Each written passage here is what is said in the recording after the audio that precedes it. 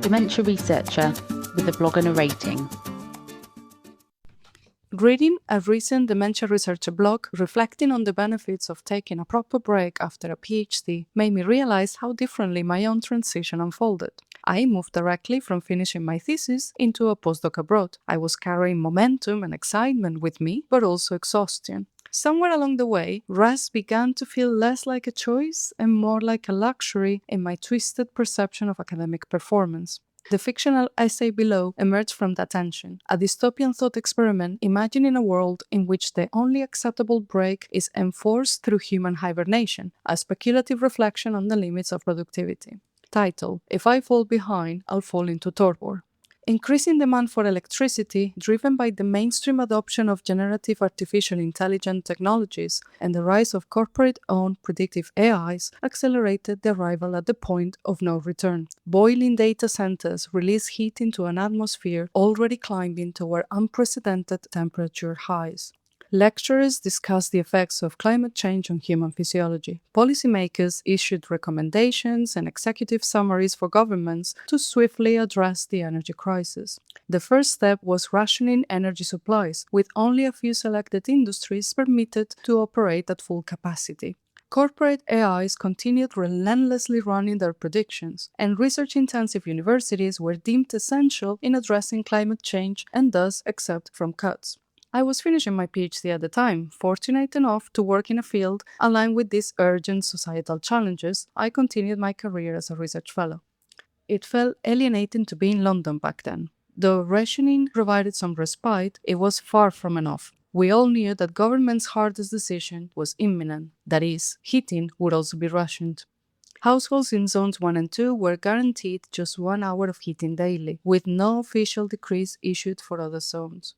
Once lively with lights and buzzing with after-work gatherings at pubs, the streets fell into stark darkness. Candlelight flickered from windows, while the bright fluorescent bulbs from research labs exuberantly glowed, a distant beacon of hope that to me felt like a tunnel of shame. Failed experiments and flawed hypotheses haunted me. How could I justify the resources, justify the energy, all the waste? In such dire conditions, science was expected to deliver answers, to offer certainty. But against such unrealistic standards, science, as a discipline of truth until proven otherwise, offers something else, a diversion. Human hibernation was a niche subject in neurobiology research back in the 2020s. Neuroscientists, funded by space agencies, had begun questioning the notion that the capacity to hibernate had been evolutionarily lost in humans. If possible to be safely induced, it could sustain human life during extended space missions and have a myriad of clinical applications.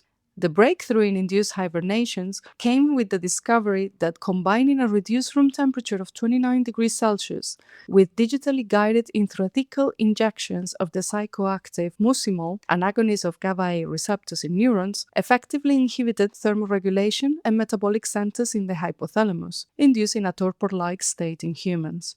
Torpor, a temporary and reversible state of hypometabolism and deep hypothermia, slows physiological functions. Colloquially termed the long sleep, synthetic torpor could be safely induced for several months in healthy individuals. For everyone except astronauts, the idea of hibernated was previously reserved for bears. But with the shutdown of heating, large-scale synthetic torpor emerged as a viable solution to the energy crisis, providing a reversible pause in energy demands that would also reduce the generation of waste.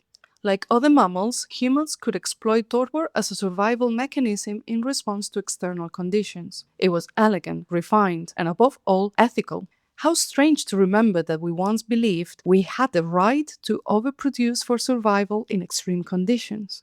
As soon as someone challenged this belief, it quickly showed its flaws. Yet, while ethical for the planet, was it ethical for the population? A couple of years into my postdoc, it became exceedingly difficult for research universities to justify the high demands of -70 freezes and sequences, while households nearby remained cold. Academics were soon classified as holding non-essential jobs, becoming eligible for synthetic torpor. Complaints poured in from academics, arguing that their work and necessary investment should not be treated as a waste. Funding agencies, however, were adamant. Very few outstanding projects would receive further funding. researchers could only hope to qualify for an exemption based on academic excellence, enabling them to avoid the long sleep.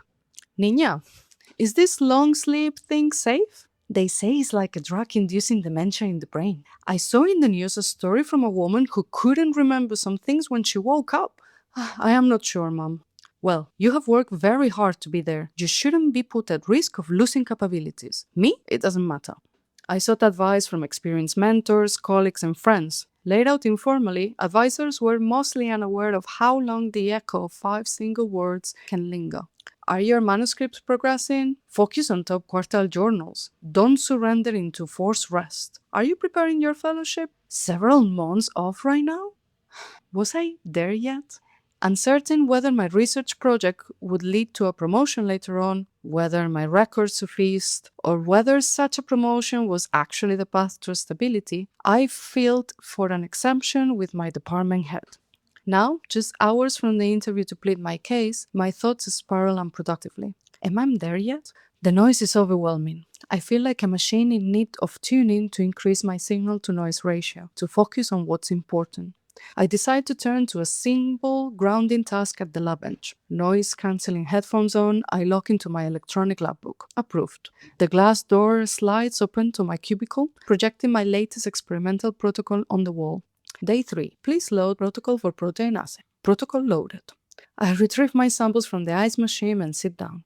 I breathe into the certainty of the humble protein assay. In grant applications, I ambitiously formulate hypotheses to explain pathological mechanisms. Here, I only set myself to measure the protein concentration in these samples. Nothing else, no grand visions. The automated pipetting system could handle this task with the slightest margin of error, but I, nervous, insist on doing it manually as a grounding exercise.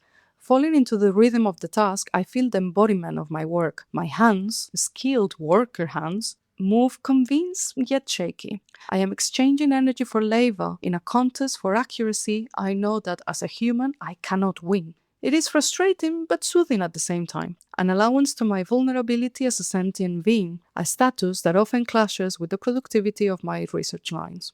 As I scrutinize my samples for protein content, I think of the scrutiny I am going to face by the interview panel and wonder if they also have some sort of colorimetric assay to analyze the levels of research ambition in a candidate.